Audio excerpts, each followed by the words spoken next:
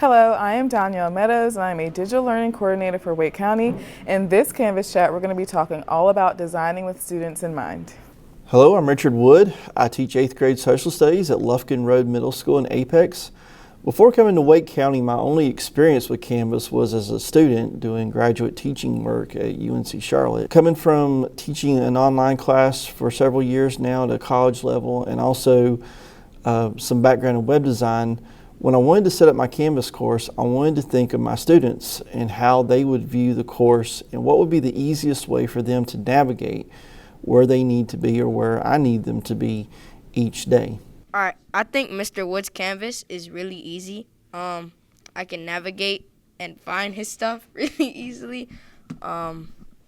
He doesn't have it like other teachers that are complex. You just click a link and it sends you there. So my class is structured into units, and I create one module for each unit and then break that down into weeks and days of the week using the indent feature so that students can go through and whatever day that we're on, they can see what we've done that day.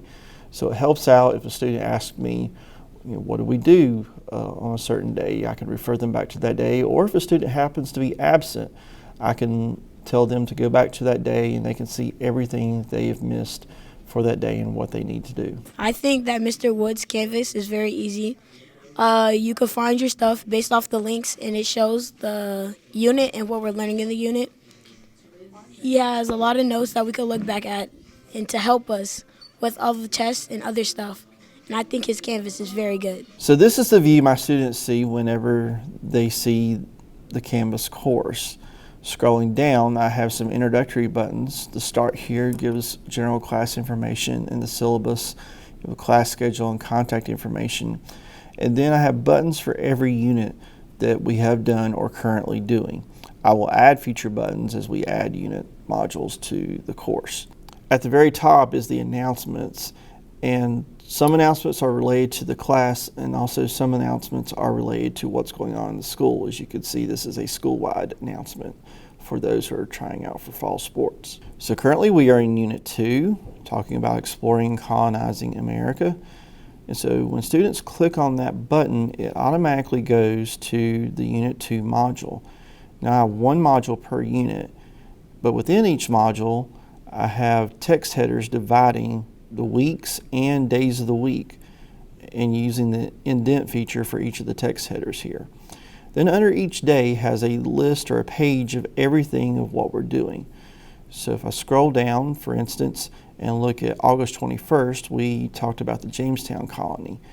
And students will click on the page there, and then it shows everything we've done that day. I give an introduction, I link to some articles that I wanted the students to read, and then they had the option whether to take notes digitally using Google Docs with the link I've provided, or I've provided paper copies for students who prefer to take notes that way. I have a link to some guided notes that I provide for them, and this is a link to a Google Doc.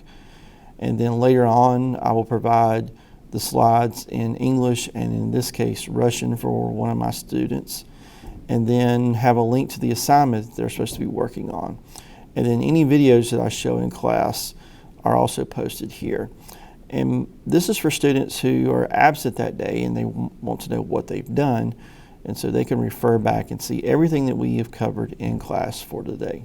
I think Mr. Wood's Canvas is really easy because if you just scroll down, there's a link that you can just click on and it'll send you to the unit that you're on.